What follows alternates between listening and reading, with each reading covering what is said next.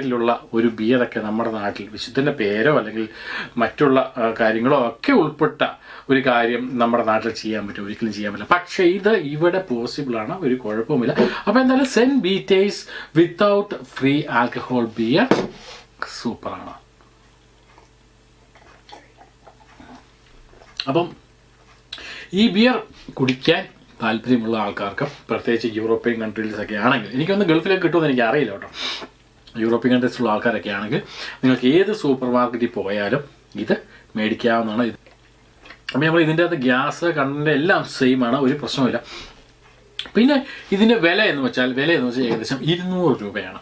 അതായത് ഇന്ത്യൻ രൂപ വെച്ച് നോക്കുകയാണെങ്കിൽ 200 രൂപയാണ് ഇതിൻ്റെ വില.